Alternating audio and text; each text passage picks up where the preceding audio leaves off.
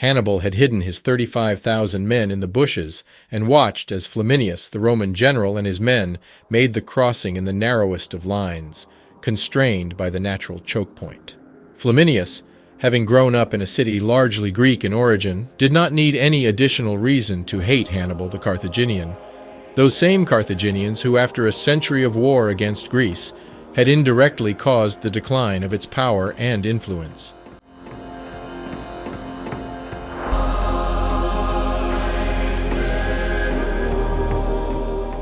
Flaminius had set out to pursue Hannibal, who he believed was fleeing in retreat via the Trasemine. 20,000 men and 5,000 horses poured through the valley. The Gauls who had joined the ranks of the Africans would come into action. A few years before, these same Gauls had seen their villages massacred by Flaminius and his men. Their hearts were pumping for vengeance. The African general knew the power of such emotions, and he would put it to good use.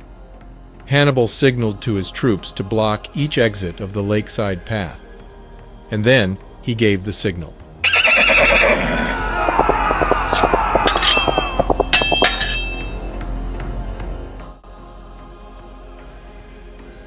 This is the Without History channel. Every episode, we bring salient facts about African ancient civilizations and history, and detail how these civilizations contributed to our modern world. We dive deep into what research has to say about the often overlooked or misattributed contributions of these key eras in our collective history. In this episode, we will be looking at a man who stood, who still stands, as one of the greatest, if not the greatest, military mind in history. A man who carried the whole future of a nation on his shoulder. A young man who grew up in the northern African coast, facing southern Europe, where his ambitions lied, and his name is Hannibal Barca, the Carthaginian. One of these men who, through their incredible deeds, have immortalized his name and that of his kingdom. Legend has it that when Hannibal was a young man, his father, the general Hannibal Barca, made him swear a life oath to never pay allegiance to the Romans, perhaps an indication of their major cultural differences. Differences that are not only marked by the Mediterranean Sea that separated them, but also by their respective origins. And it is the eternal and surreal story of this African military genius that history has left us as lesson, a true passing of the civilization torch. From his early life, the beauty of his hometown, to his military victories, and his ultimate demise, we will see how Hannibal brought the mighty Rome to the brink.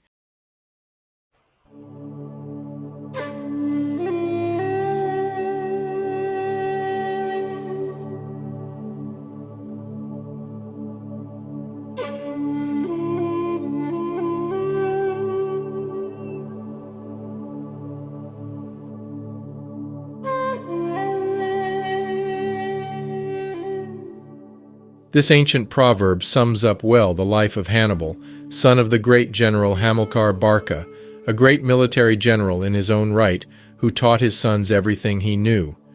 The master guides the way, but the student walks it.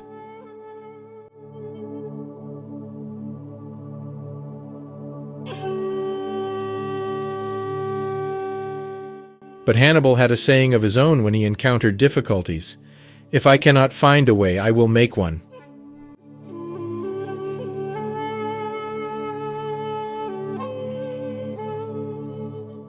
But who was Hannibal? And who were the Carthaginians?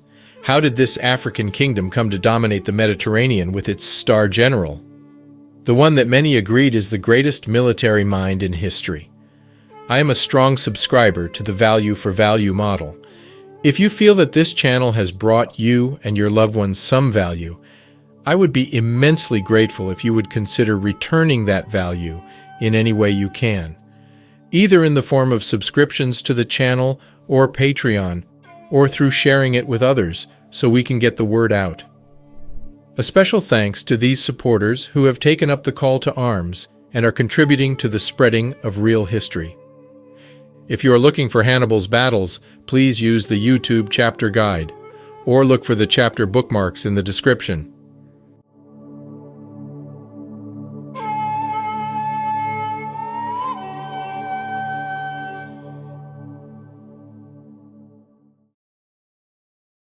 Carthage the city of wealth.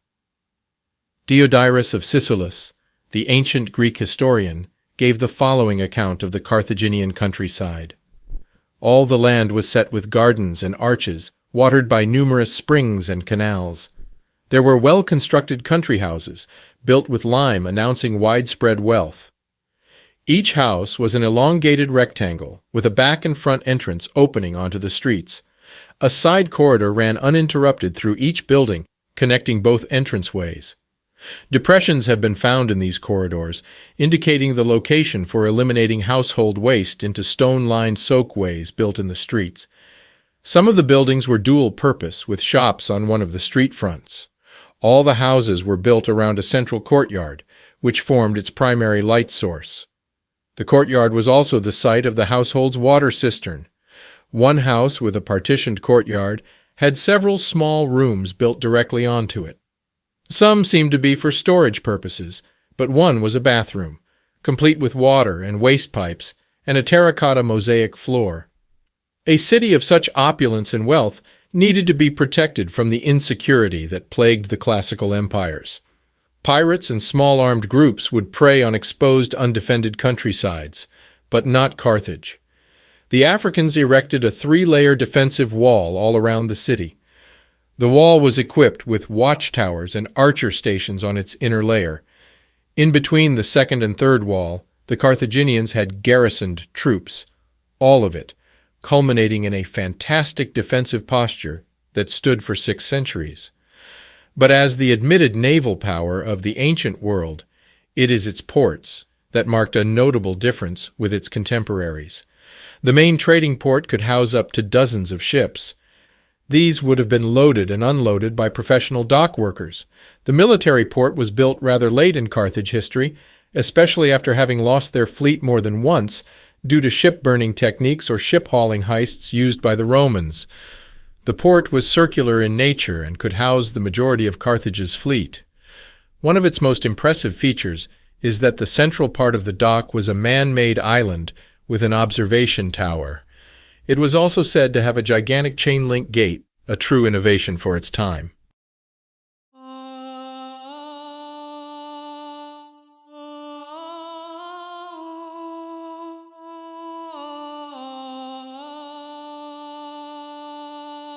It would have been in one of those luxurious districts that the upper class of Carthage, mostly merchants, would have had their country houses. Afar from the busy and sweltering streets of downtown Carthage, with its constant noisy street sellers and the not-so-distant sound of the ships. As the second agricultural hub of the ancient world, this African empire in its apogee was the feared power of the Mediterranean. Typical wealthy Carthaginian houses had a winery and a baking oven, and rich houses even had bathrooms. In addition, each one of these houses had a cistern. Unlike the Romans, the Carthaginians did not have aqueducts, but used this water retention system instead. The cisterns were exceedingly deep and covered with a watertight lid. During the winter rains, these cisterns would get filled, enabling the Carthaginians to replenish the water supply. This also meant that during the sieges of the city, inhabitants could go very long periods without external water supply. It is probably in one of these beautiful houses that this high priestess of Carthage, the wealthy merchant class, and senators would have lived. But it is also in one of these houses that the young Hannibal would have grown up, probably fed on a diet of wheat, seafood, and olive oil, all of these found in abundance in the capital of the Old World.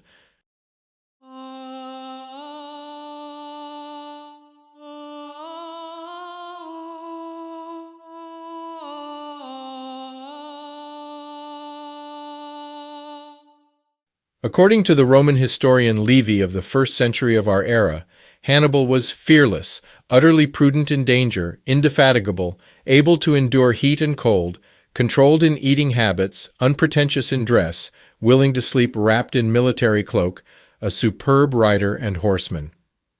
He was the son of the Carthage general Hamilcar Barca. There is no knowledge of his mother in the history records, not even her name.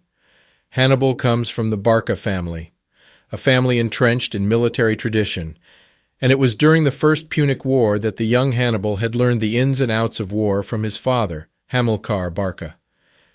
Hamilcar Barca, father to Hannibal, was born around 275 BCE into a leading Carthaginian family, likely belonging to the influential Barcid clan. The name Barca means lightning in the Punic language, and just like his name implies, Hamilcar was quick-witted and hasty in action. Hamilcar first took command of the Carthaginian army in 247 BC in Sicily, where he rose to prominence. His expertise in guerrilla warfare had proved effective.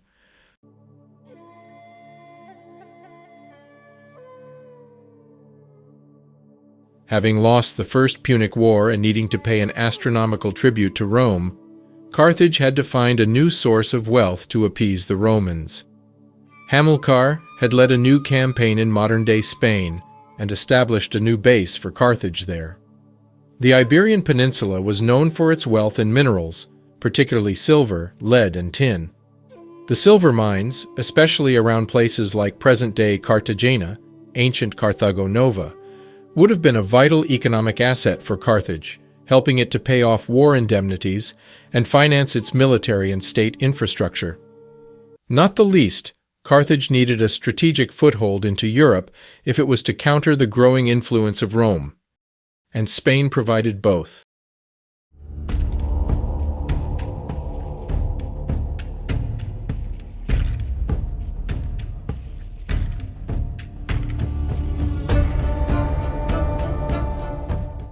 It was during one of those campaigns in Spain that Hannibal first displayed his military genius.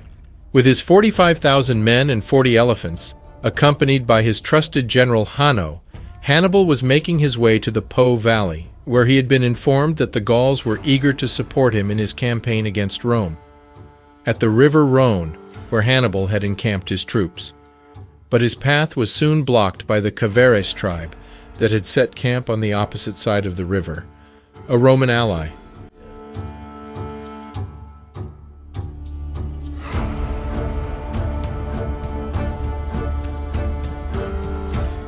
At night, he ordered his general Hanno along with a detachment to march 40 kilometers north, about 25 miles, and cross the river. After having crossed the Rhone and rested his men, Hanno used smoke to signal Hannibal of his readiness. The trap was set.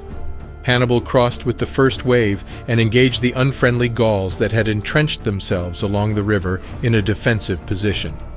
As the second wave of Carthaginians made their way across the river, Hanno moved to engage the northern wing of the battle. The enemy was caught completely off guard and set out to retreat, only to find that their camp had been razed by a small detachment of Hanno's troop. With this latest victory, only two things stood between Hannibal and Rome: Scipio, the father to Scipio Africanus, and those mountains which on the horizon looked like demons, wearing hats of ice and hiding the heart of the savages, the Alps.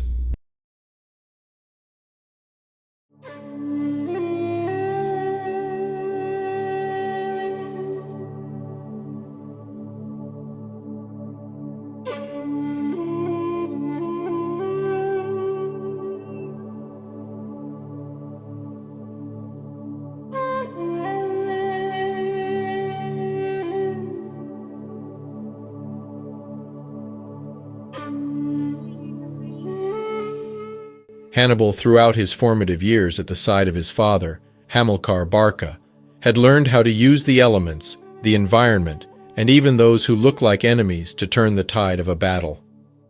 Throughout his own saga, Hamilcar was always with his two sons, Hasdrubal and Hannibal, and it is with their father that the young Africans learned all that would make Hannibal great.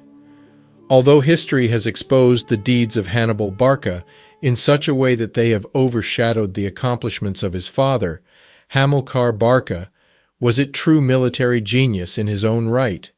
His expertise during the First Punic War stemmed from his acute utilization of guerrilla warfare and tactical acuity that saw him win multiple lopsided battles.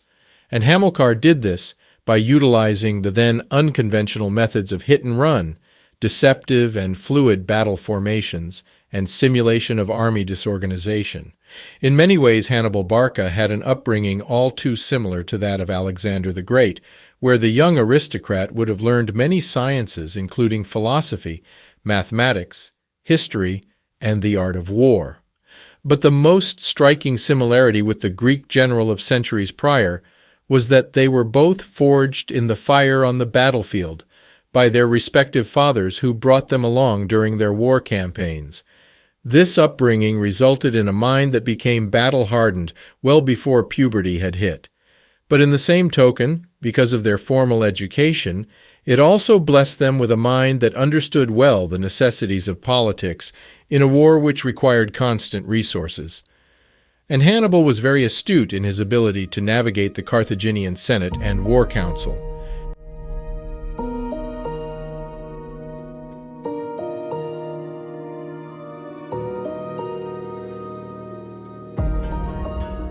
The mainstream elite from Carthage differed drastically from the Barcid family. Mostly merchants and traders, most would not be concerned with the preoccupations of war. What was on their mind, though, was acquisition of property and increasing their trade. Wealthy families would own more than one trading ship.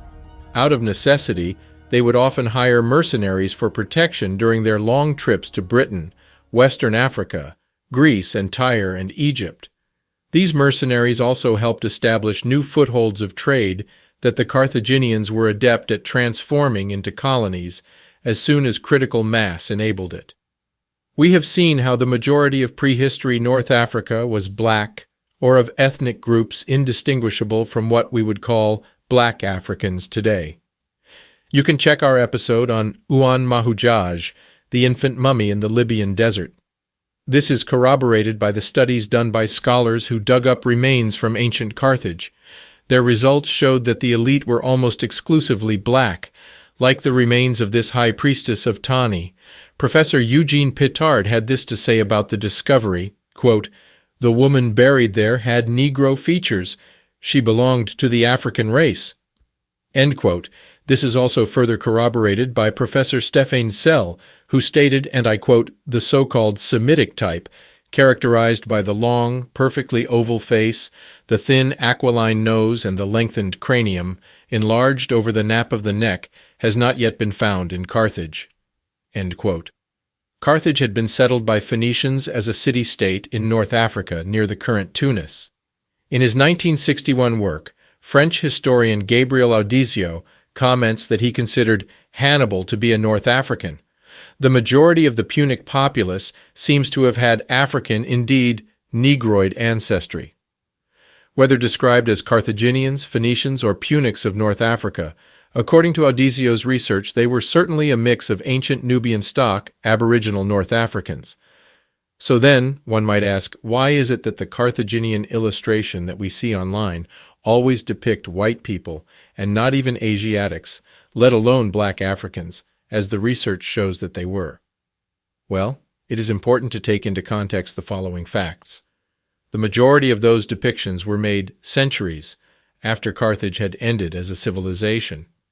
Furthermore, those who did these illustrations were themselves European. It is only natural that they would paint this most successful of generals to their image. Lastly, those depictions of Hannibal that clearly show him as phenotypically black African are seldom, if ever, shared in history documentaries and books. And yet, when you look at the coins of Hannibal minted in Italy, this is what you see. When the Roman finally defeated the Carthaginians, they engaged in the most brutal and systematic eradication of a civilization that we may have ever witnessed in history. They made all effort to erase Carthage from the map and from history. The city, its people, its culture, its relics, they were all killed, burned, and reduced to rubble and sand. This may have contributed to the animosity that the Romans started to have towards the Africans, animosity that they also had towards the Germanic tribes due to their fierce resistance to Roman rule.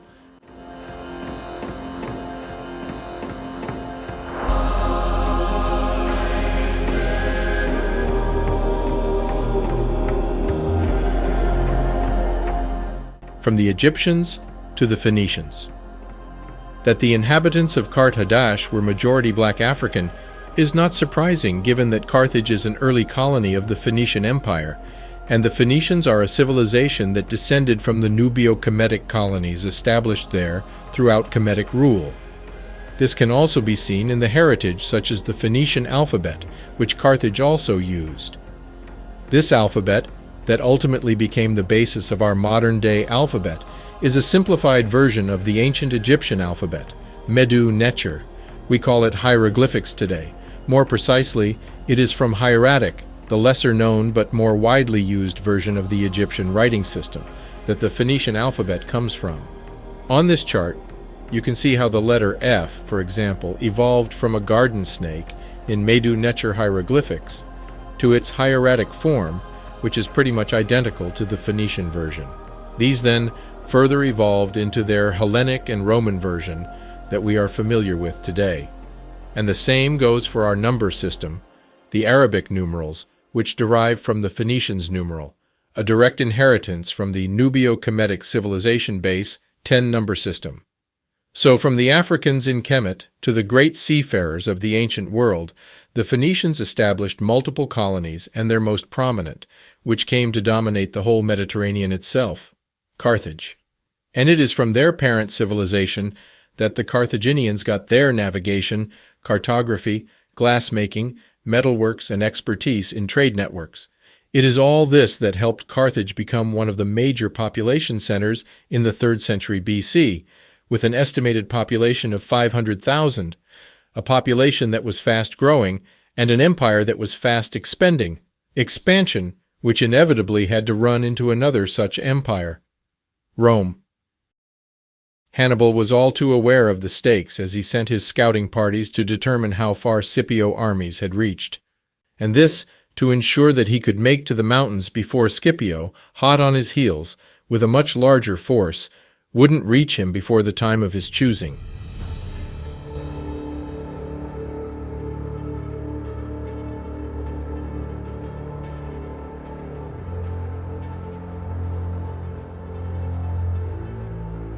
Carthage, the origin story.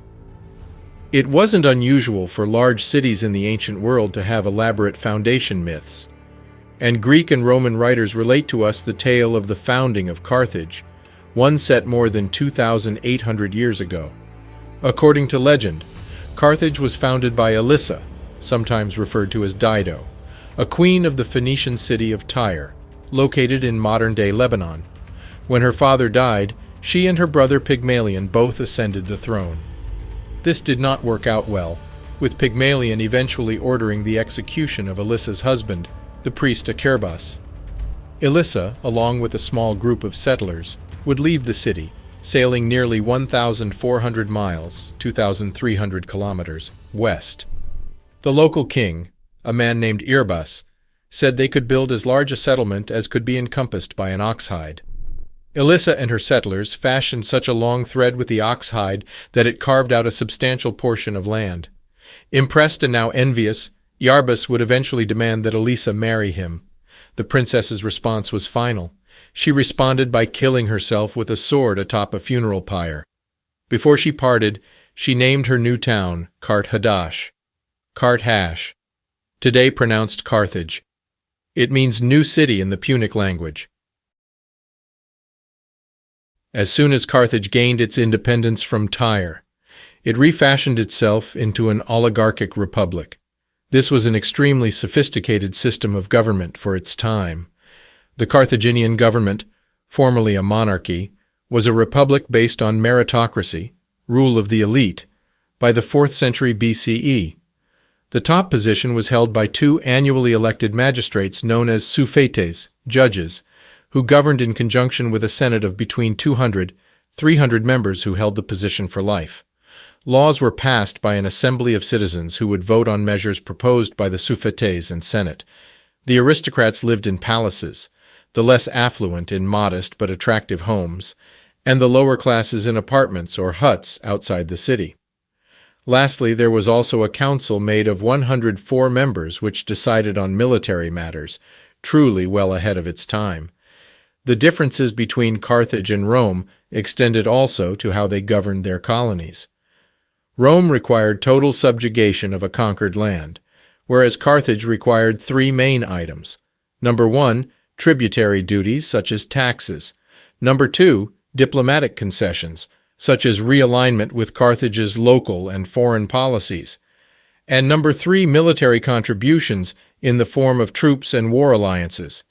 This system served Carthage well as it grew exponentially between 800 and 300 BC. However, the same system became a liability once it was challenged by the growing might of Rome. Carthage's government, unlike the Romans, which was made exclusively of ex-military, the governing elite in Carthage was made of a merchant's class. In fact, the majority of the citizenship in Carthage was shielded from the business of war. War was a dirty business that happened on the other side of the Mediterranean, and this is why their army was patched together with a group of paid-for mercenaries with a core contingent from Carthage itself. The troops, and where they were from, most recruits, were neighboring Libyans, Numidians, but also Gauls, and sometimes Greek mercenaries. The Numidians hailed from Berber tribes in Africa. They primarily formed the brunt of the cavalry of Hannibal when they worked for him. Historian Livy describes them as by far the best horsemen in Africa. With their saddleless horses that are smaller in stature, their agility could rarely be matched. And when faced with other more armored cavalry, they excelled at picking them apart with hit-and-run techniques. As for the Libyans, who fought as light infantry, they were African mercenaries from the west of Carthage. It is reported that Carthage has such an industry that they could produce up to 200 ships within the matter of 1 month. This would prove very useful in the upcoming world against Rome. In fact, when the Romans were lucky enough to retrieve a Carthaginian ship that had run aground, they quickly realized that the Carthaginians had shipbuilding techniques that involved labeling of each part, which implied that different sections of the ship were manufactured by specialists and then brought together and assembled using a template. A true precursor to modern engineering of the industrial age. It is this industry that was supporting Hannibal in his efforts against Rome as he was making his way across the Alps.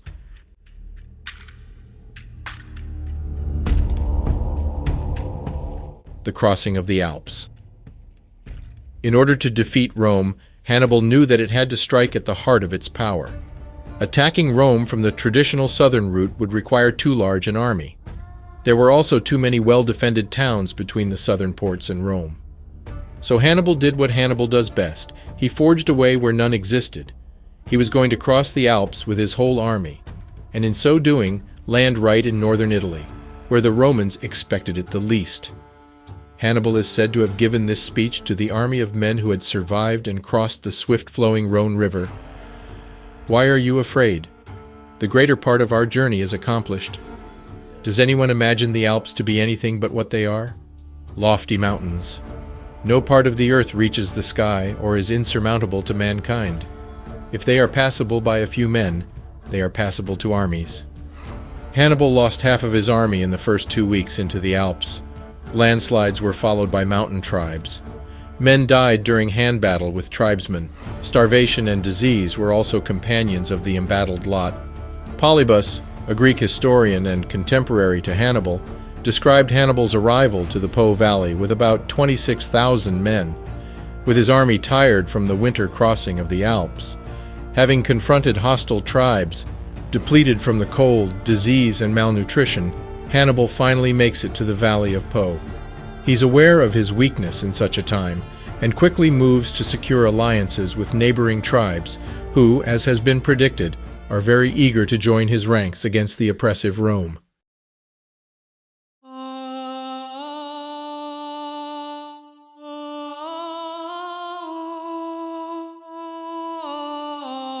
Battle of Ticinus, 218 BC. Having faced the challenges of the Alps, and having lost half of his men, Hannibal worked quickly to replenish his troops and his supplies. The Gallic tribes are indeed sympathetic to his cause, but few are willing to give men and resources for a cause that looks lost.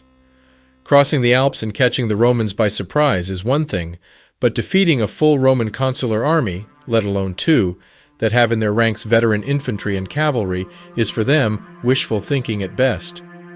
The Gauls do not want to give Rome further excuses to battle and lose more territory, but Hannibal labors on in his diplomatic efforts, forging alliances with some and convincing others with gold. Soon, he has enough provisions to last him a few more weeks and a few more Gaul-foot soldiers to draw a meager infantry line. With his 17-year-old son at his side, also named Scipio, later to be called Scipio Africanus, the Roman general was eager to take on Hannibal before his recruiting efforts in the Po Valley mustered too great an army. Even though these new recruits from Hannibal did not have the training nor the battle experience to face a Roman legion. He doesn't wait for reinforcement from Sicily that Rome has ordered to come to his aid, still a month away, and marches forth towards the Africans. Hannibal's scouts alert him that Scipio is only a few days' march ahead and closing in on him. The African general realizes that if he is to gain the support of the still unconvinced Gallic chiefs in the valley, he needs an early victory against Rome, and if he is to fight the more experienced Roman force, he needs to do it on his own terms.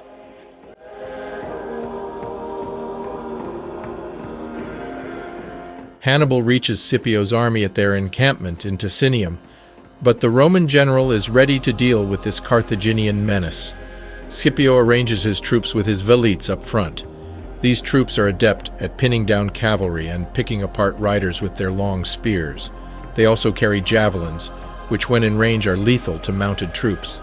Immediately following the velites, Scipio arranged his Roman cavalry. The intent is to shock the softened enemy with a second wave composed of experienced cavalry, once the velites have pinned down the Africans and disrupted their morale with their spears and lances. Hannibal arranges his Iberian cavalry in the front and hides his prized Numidian cavalry in two groups behind the front line. To the Roman general, Hannibal's force would have looked like a regular flat army formation. It was anything but. A keen observer, Hannibal assesses that Scipio's cavalry is fewer in number and not intending to join the battle yet. This was because the Roman cavalry was waiting for the velites to do their part and create disruption in Hannibal's troop, probably intending to pour onto the African general's line in a wedged cavalry formation. The young Hannibal did not intend to find out. He orders his cavalry to forego the usual orderly march towards the enemy, which were methodical but slow, and instead to charge full speed towards the enemy without regard for the velita spears. This would have qualified as pure madness in normal circumstances, but in this instance, the sheer mass of the full cavalry, charging full stallion speed towards the velites on foot, brought sudden dread to the Roman front line. Scipio reacted by quickly switching his lines and moving his cavalry to meet Hannibal's and protect his foot soldiers from this tsunami of horses. The velites didn't even have time to throw one salvo of their javelin. They fall back hastily, just in time to avoid the asymmetrical collision with Carthaginian cavalry. The two cavalries clash in an incredibly messy melee, where iron, horse, and men are impossible to tell apart. This is not the standard for cavalry as warfare goes. Cavalry are meant to be mobile, not engaged in frontline clashes. This seemingly disorganized standstill was yet another ploy from the African general, who then gave the signal to his Numidian cavalry, the best horsemen in Africa, to perform the pre-planned blitz flanking on each edge of the battle line. Both wings flanked the battle line and swiftly engaged the enemy from the rear. The velites, who had retreated behind the Roman cavalry, were getting ready to join and assist the Roman cavalry, who had now halted the onslaught of the Carthaginian cavalry. But to their horror, they are now engaged by the Numidians before they could even muster a cohesive defense. On foot and completely caught off guard, the Roman velites have no option but to flee. What ensues is a sheer massacre of the remaining Roman forces, who are now pinned between the Iberian cavalry in the front and the experienced Numidians in the back.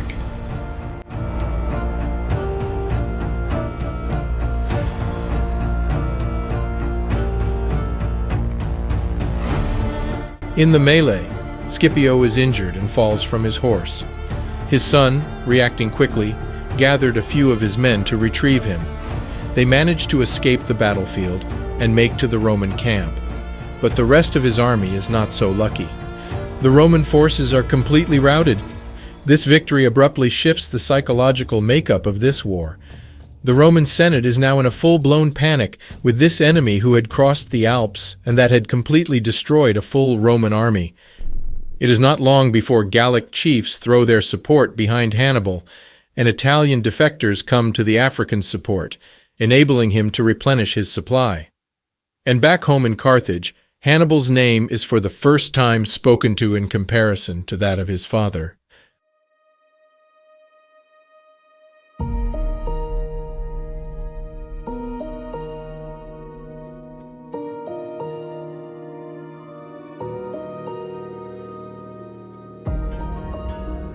Battle of Trebia, December 218 BC. The manner with which Hannibal had defeated Scipio's army caused Gallic tribes to flock to the African to pledge their support in the war effort, further damaging Rome's prestige.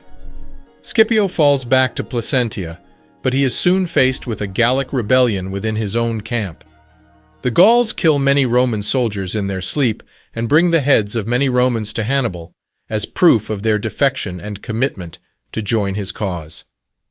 Further weakened and himself wounded from the battle in Ticinus, Scipio takes camp in the mountains where he can better defend his position and awaits the second consulate army that Rome had dispatched to his aid.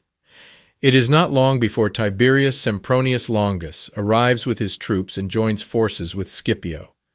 Tiberius Longus was renowned to have a temper and to be impatient, and so he completely rejects the calls from Scipio to exercise prudence against Hannibal and to wait until further Roman troops are gathered and trained. Tiberius Longus, who years prior had scored a victory against Carthage in the Iberian Peninsula, was sure of his capacity to defeat Hannibal. He had an army superior in numbers. He also had 2 trained Roman legions. Tiberius Longus sets up his camp facing Hannibal across the Trebia River, confident that he has the higher ground and the more defensible position.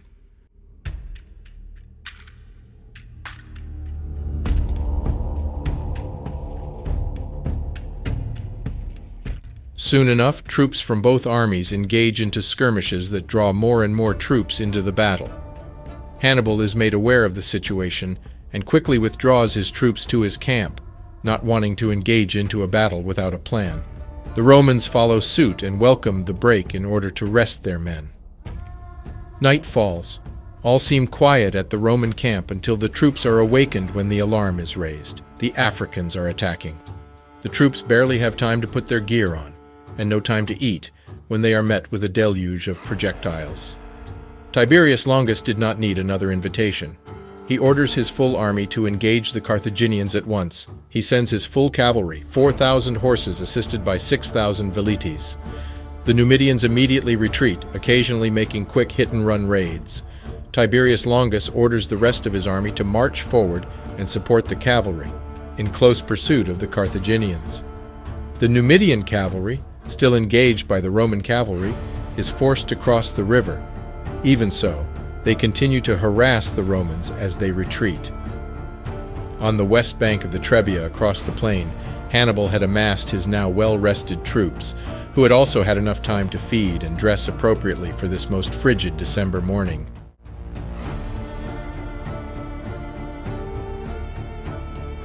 Tiberius, still in pursuit of the Numidian cavalry, crosses the Trebia River with his whole army, a process that takes hours. Finally, the crossing is complete, and the Roman general adopts a traditional posture with his velites in the front, his infantry right behind, flanked on both sides by an equal-sized cavalry. Then he marches forward. Hannibal holds his position and lets the enemy come to him. Here, it is important to realize how cunning this move from Hannibal was. Already the Roman troops were awakened out of schedule, drawn out in the cold without time to put on all their winter layer.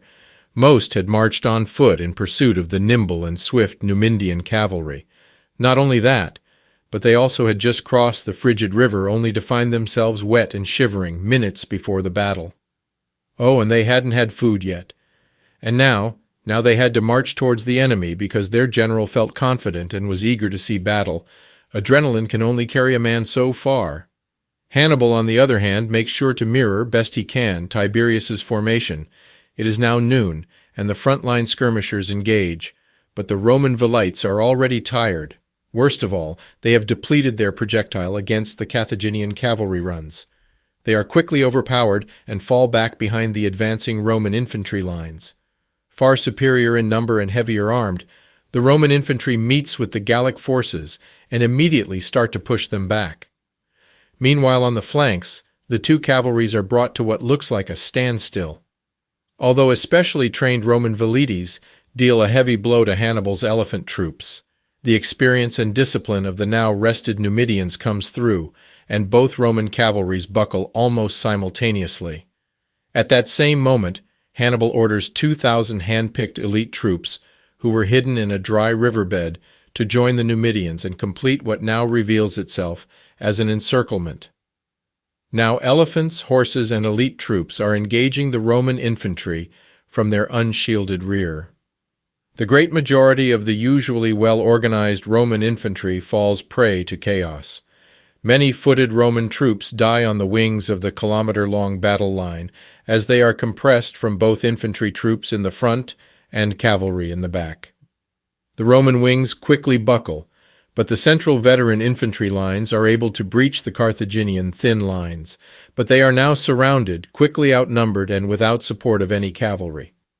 With experience on their side, and unlike the other legions, the experienced Roman central infantry manages to maintain their cohesive formation and retreat from the battlefield. 28,000 Roman troops were lost that day, a heavy toll compared to the 4,000 Carthaginian losses.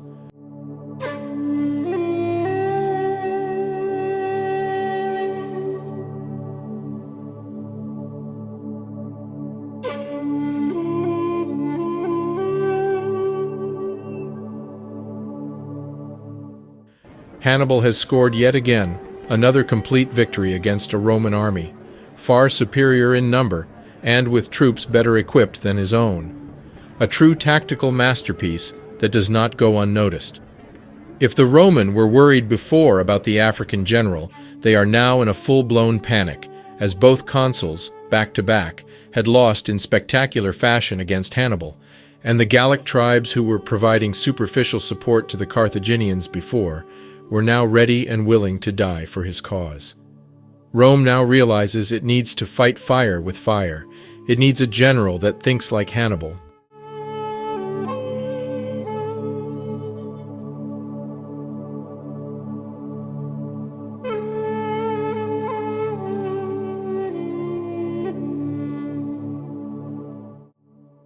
With the election of two new consuls, the Roman Senate now hoped to block Hannibal's entry into Italy, with two new generals that had a long track record of victories on the field, and even better, victories against the Carthaginians, and Titus Quintius Flaminius was their man.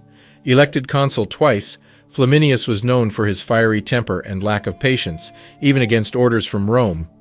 So impatient he was that immediately after being elected consul, he took command of his army and marched to meet Hannibal in battle, without having performed the proper religious ceremonies. An omen of things to come. Flaminius is sent north. Servilius Gerenimus is sent northeast. The Senate was now sure that Hannibal would not find a way into Italy. Flaminius, a darling of the people, was the general that had freed Rome a few years prior from the Gallic invasion. So he was very experienced. In addition, he bolstered his ranks with the 10,000 legionnaires that had escaped the Battle of Trebia a few months before. With an experienced army, an experienced general, and a well-defended fort, Flaminius was ready for Hannibal, and to his mind, no trickery nor tactic would save Hannibal now. Hannibal was now well aware that the two consulate armies were blocking his two possible routes to Rome in well-defended positions. Engaging either of them would require a long series of sieges and skirmishes that would give enough time for the two armies to join up against him, and this could not be allowed. So Hannibal, a true student of the art of war, does what his enemy has not thought of. He crosses the treacherous Apennine Mountains and the spring marshlands to the south of the mountain ranges, an excruciating march that would be led by the veteran forces up front and the newer Gallic recruits in second. He makes sure that the end of his column is surveilled by his Numidian troops to deter any ideas of defectors from the Gallic tribes. It takes them 4 days of dread.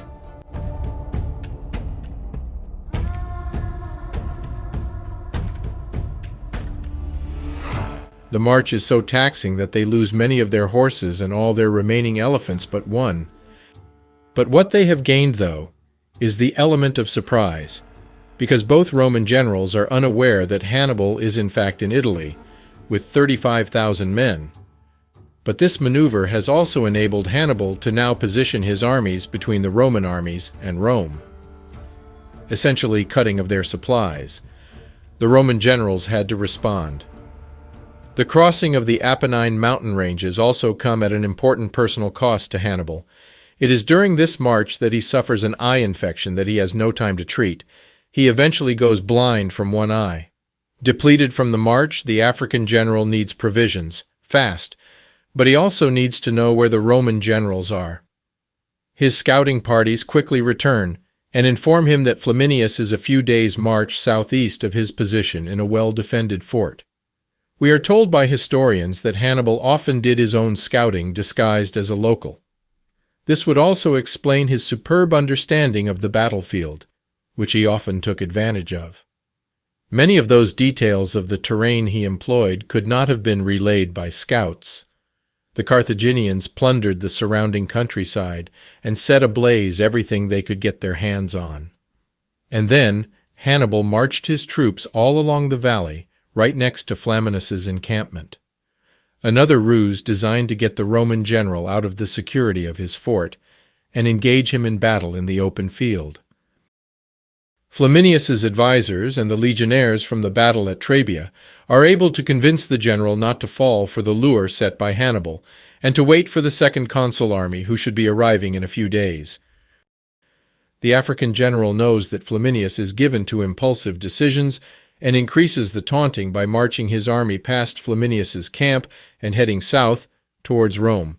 This was something that the Roman could not allow.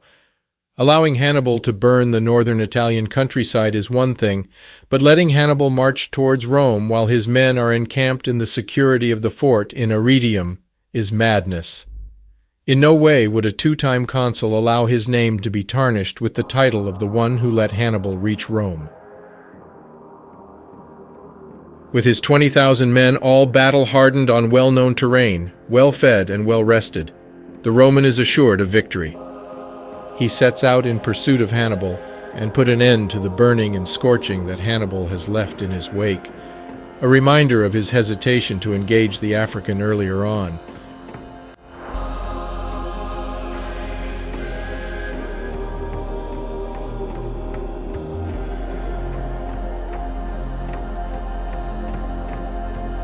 As he reaches the edge of the lake Trasemine, Flaminius and his men spot Carthaginian campfires at the other end of the lake.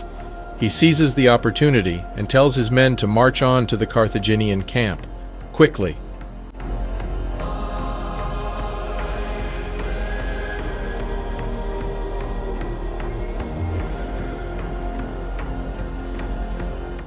The 7-kilometer-long Roman column advanced through the lake's morning mist. Soon the veteran legionaries are cut off as they run into Hannibal's infantry, who seem to appear out of nowhere in the thick mist. The two armies engage. The rest of the Roman column makes their way along the lakeshore to join the ongoing battle.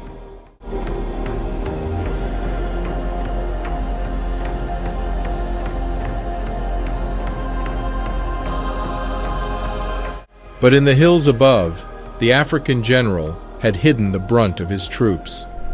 He has waited long enough for the Roman column to be committed on the lakeshore path. He orders a second division to cut off the exit from the rear of the advancing Romans.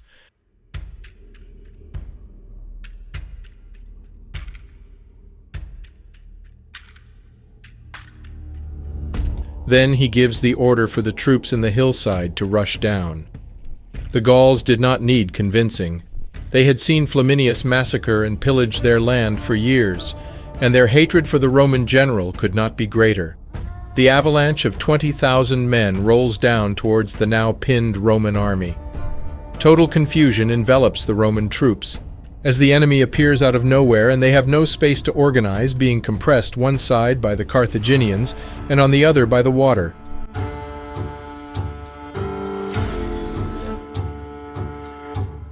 There is no time for battle formations, no time for organized division and audible trumpet calls.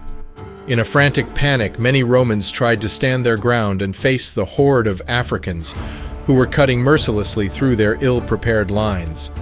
Those who tried to flee drowned in the lake heavied by their armor.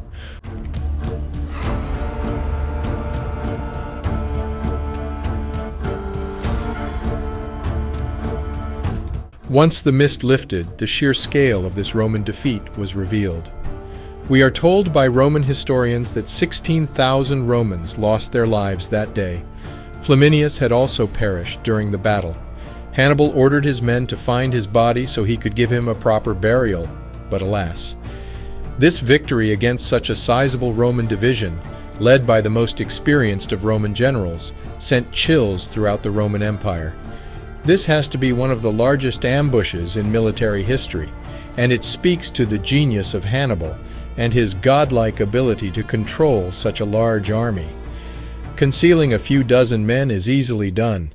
Concealing 35,000 men is unthinkable. The terrain on the hillside of the lake is difficult to operate on, let alone at night. And he managed to synchronize the events from the battle with his armies, separated in 3 groups on opposite ends of the lakeshore. This battle is yet another display of the tactical brilliance of the Carthaginian. It wasn't just the number of men lost that further horrified Rome, it was also the manner in which it had been done. The Roman population grew restless and scared. The Senate decided that something drastic had to be done. Italian defections also increased to align with Hannibal. Rome and its political elite was now desperate for a victory, and they were running low on men. Meanwhile, Hannibal had a clear path to Italy, and soon to Rome itself.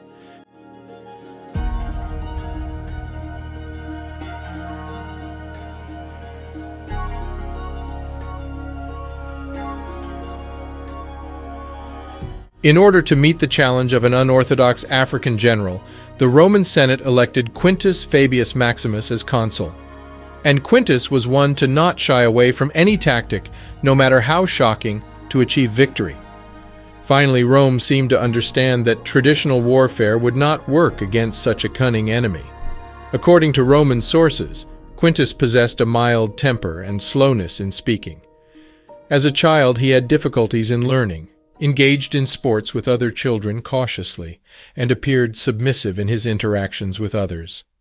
Little did they know that these qualities hid the temperament of a shrewd military strategist. Wasting no time to address the Hannibal challenge, Quintus set ablaze the whole Italian countryside in an effort to destroy crops, the food banks of the Carthaginians in this alien land.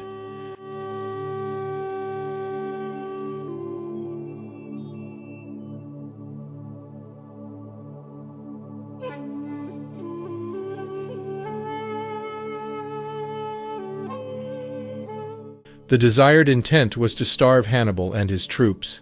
As bold and desperate as strategies go, this one was bold. The strategy worked, however it came at a heavy price.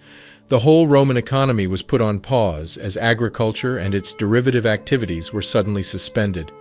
This started to put enormous pressure on the Roman political elite, who grew restless, many of them owners of lands being scorched by Fabius. Only a few months in, they cave and elect new consuls who return to more traditional means of conflict operations. Large army, very large army, plus Roman experience should equal assured victory.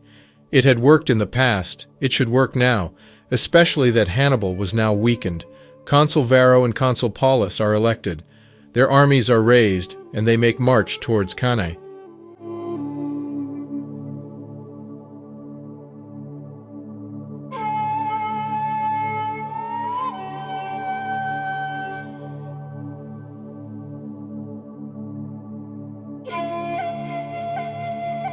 Summer 216 BC, Hannibal and his troops were getting desperate for food.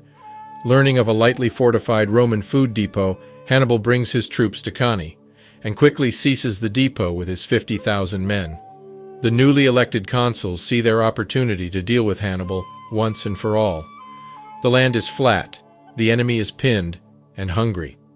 In the Romans' eyes, there is no better chance to deal a fatal blow to the Africans.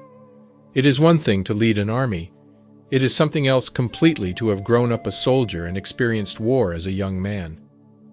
This is where Hamilcar Barca had given his son an outsized advantage compared to all other commanders, even the ones trained by Rome.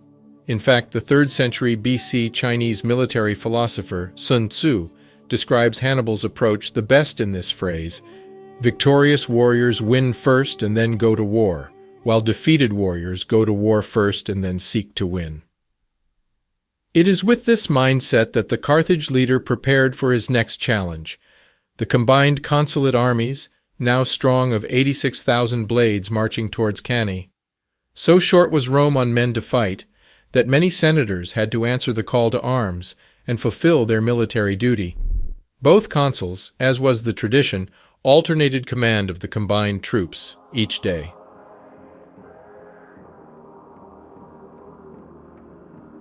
Hannibal engaged in a long series of taunts to draw the men to fight him, all the while scoring psychological victories by raiding the lightly defended alternate Roman camp and posting his troops for hours in front of the Roman garrison who refused to fight. This was also one way for Hannibal to test which one of the consuls was more susceptible to his mind games.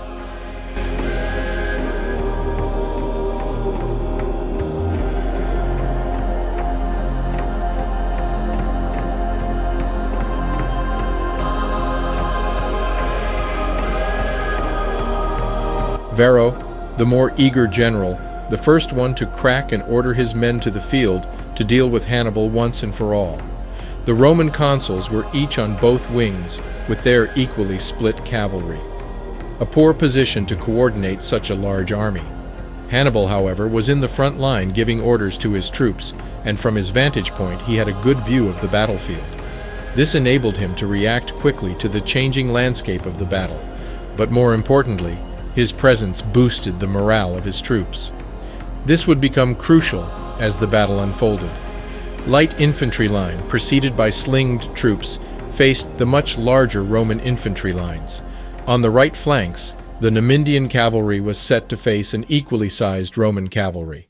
On the left flank, the well-equipped Carthaginian cavalry outnumbered the Romans 3-1.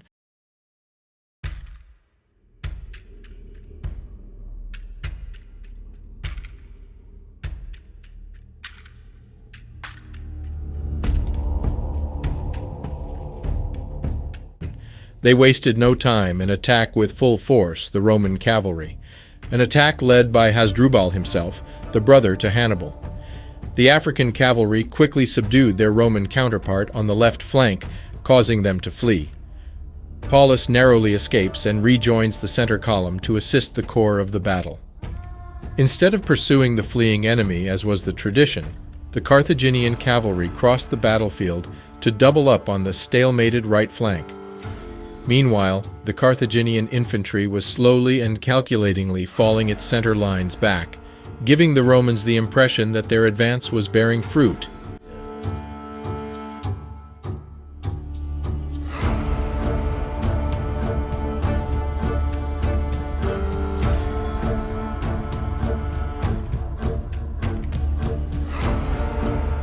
All this was being coordinated by Hannibal, who was himself in the front lines, making sure that the lines did not break. Back on the right flank, the remaining Roman cavalry, led by Varro, decided to flee the battle, being no match for the combined Carthaginian cavalries. By then, the Africans' slow retreat had transformed from a seemingly weak convex line into a concave encirclement of the Roman foot soldiers, and the once orderly Roman columns had turned into a disorganized mob, driven by confidence that victory was near and further reassured by the signs that the enemy seemed to be retreating. Soon, as the Carthaginian front line slowly gave ground, The Roman infantry found themselves in between two hidden columns of experienced Numidians that Hannibal Barca had hidden on a flat battleground. To add to the Romans' trouble, the Africans' cavalry, free of their duty, now completed the encirclement for a devastating effect.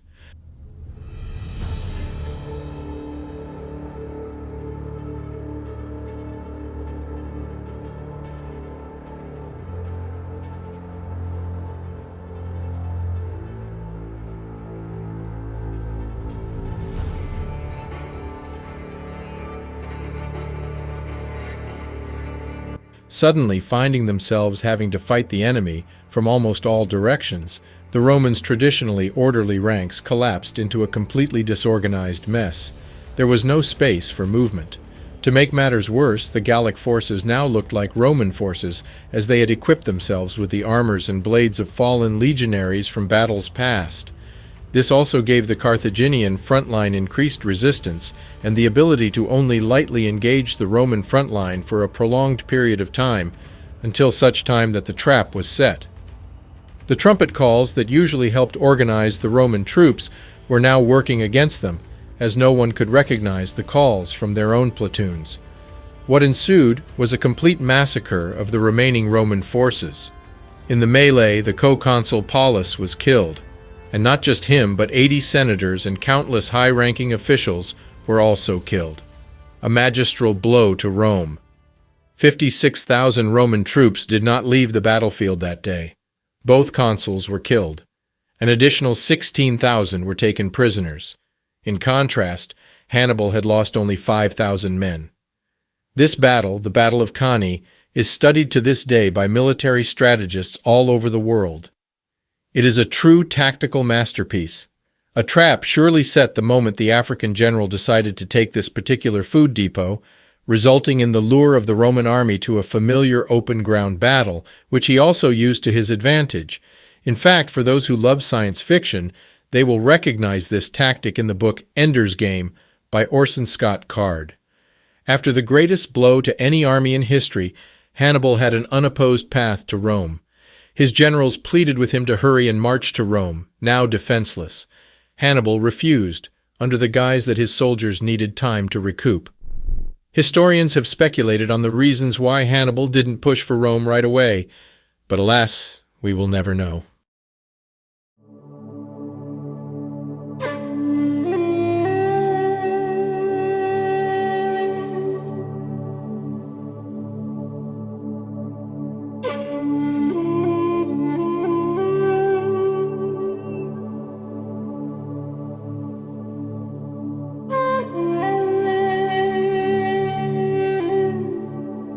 Back home, as Hannibal was on the verge of changing the trajectory of history, one of his trusted generals, General Hanno, had ambitions of his own. Hanno would delay much-needed support that Hannibal needed to complete the assault on Rome, and this lasted for months.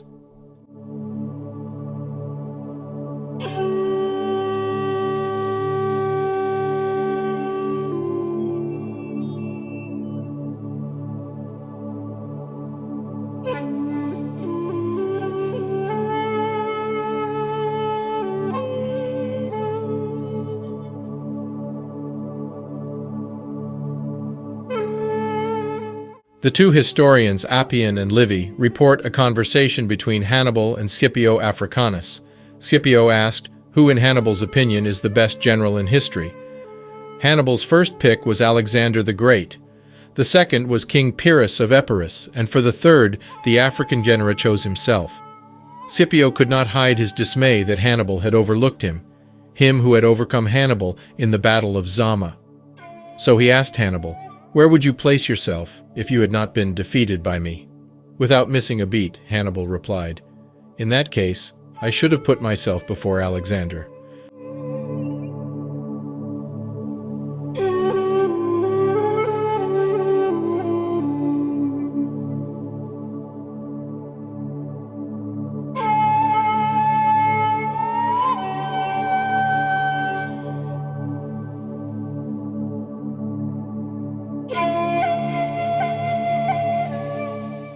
Many have speculated on the nature of why Hannibal did not attack and sack Rome when he had the chance. Some have postulated that his army was spent and indeed needed rest.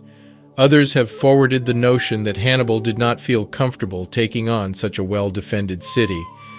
All the reasons above fall short on the comparative fact.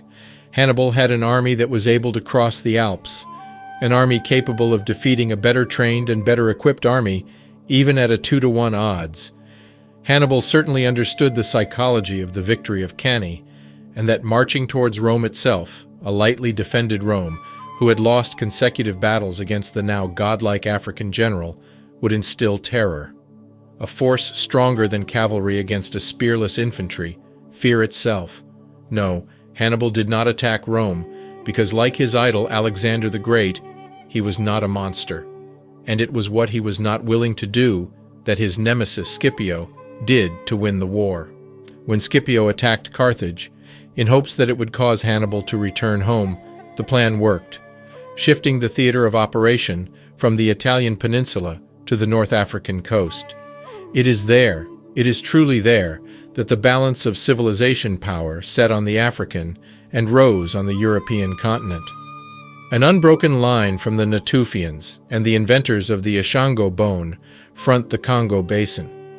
To the Nubio-Kemetic civilization complex and its many derivatives, including Sumer and the Phoenicians, to the Kushite, the Ethiopians, and the Carthaginians.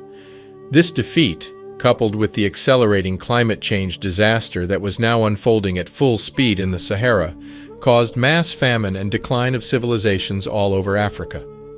A true population setback that would take millennia and introduction of new high-yield crops to address. It is at this symbolic moment that Africa's fortune changed, leaving behind it only echoes of its deeds, from religion to philosophy and mathematics, knowledge that it had ushered and shared to the then-known world, a fact that is now lost to most and for which we have to fight.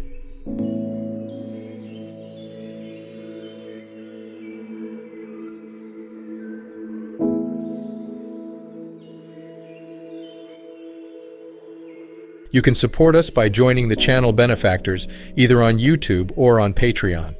Moreover, you can help by sharing this video to your friends and loved ones.